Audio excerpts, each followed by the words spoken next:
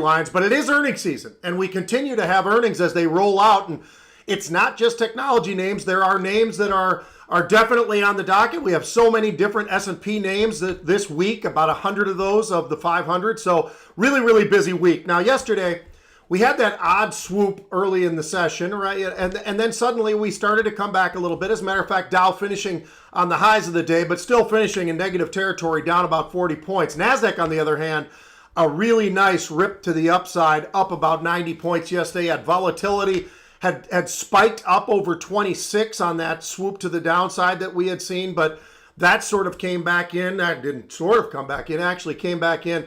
Finished right around 23 and a half. You know, it was really amazing, and this is something we've been talking about forever. So the people who are talking about, well, it's suddenly this option market. No, it's not suddenly this option market. The option market has been there. It has been strong and growing, and it has been since I got into the business in 1992. But I can tell you this, the acceleration over the last 3-4 years, that has been something that's been really impressive. And I talk about these numbers all the time, and we're talking about averaging 40 million a day in January.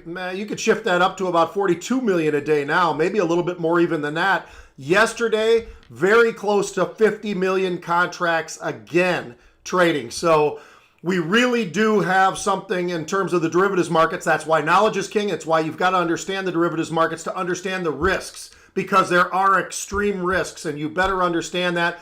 Great educators here at Market Rebellion, but that is something you absolutely have to understand, because these can be great markets at times to trade, but certainly and especially at times like we're seeing now. I'm not just talking about short squeezes. I'm just talking about moves, and the moves that we've seen in the markets, and the rocket ship of a market that we had this past year with the NASDAQ and so forth. I mean, all of that put together, there's a lot of different reasons, and the hedging potential as well that exists. So you just have to have that knowledge. Now, I talked about some of the earnings, but before we jump into that, how about today's early leaders? We got some really interesting names. So GameStop, once again, that's one of them. AMC, once again, that's one of them. BlackBerry, Tilray, those are some of the names that were leading as we were coming into the market opening today. Now, as we started to get towards that open, markets started to look pretty good. You saw the Dow, triple-digit gains, up about 100 points. It opened up about 130 points.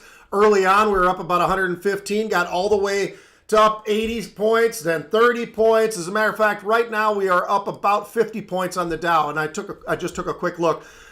But what's really interesting is just the movement that we're seeing in the NASDAQ as well. Now, the NASDAQ's been a pretty interesting story. As a matter of fact, biotech again yesterday hitting all-time highs, so that theme sort of continues. Names like Moderna having a really good day yesterday, but as we look at some of what's going on underneath, and we look over at the NASDAQ itself, the movement that we've had today, and obviously we talk about tech earnings. Tech, oftentimes you're going to translate that over right into the NASDAQ itself. So tech earnings certainly dominating, and we are going to kick those, really start to accelerate now and through the rest of this week. But we actually had a market that was flat, then we were up about 50 plus points on the NASDAQ, and we came back, we were hanging around flat. Then we started to shift around a little bit. Now we're up about 26 points on the NASDAQ. So not a whole lot of a storyline there right now, but a little bit of movement to the upside.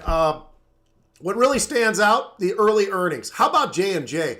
They guided, they've got the vaccines, and that stock was up about 4% early on. Beyond Meat.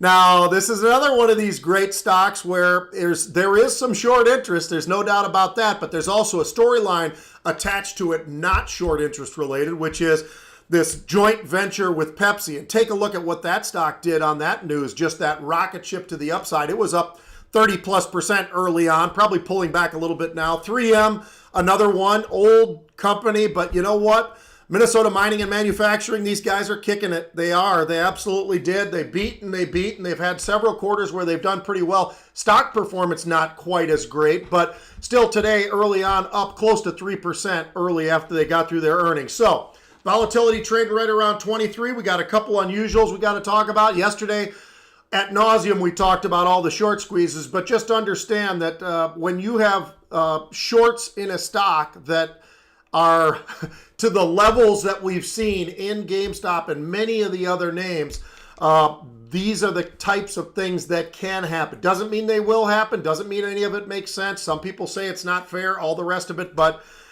you can understand, especially when you start to look at the borrow rate. And we started seeing in GameStop that borrow rate changed and started getting much higher, even going back into December, long before we started to see all this activity and long before that January 13th date where we really started to see the volume spike and that move to the upside started, and just the crazy ride that it had yesterday. So, GM, not talking about short interest here. Stock trading around 53. This is a stock that's been a rocket ship off of its lows.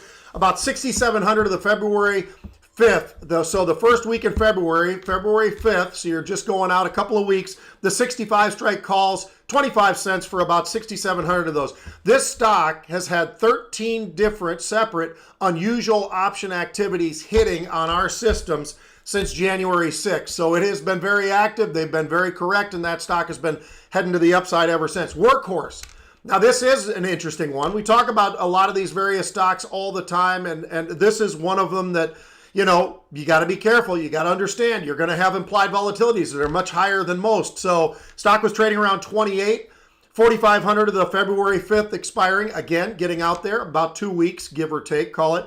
The 32 strike calls going for about $2 at the time. Stock was trading, as I say, right around 28. So we had a couple of unusual options right there for you as well. Folks, have a great day of trading. I am off until Friday, but you can catch me here 9:30 tomorrow, 10:30 Eastern time. This is the live take, and we look forward to seeing you at that time tomorrow as well. Have a great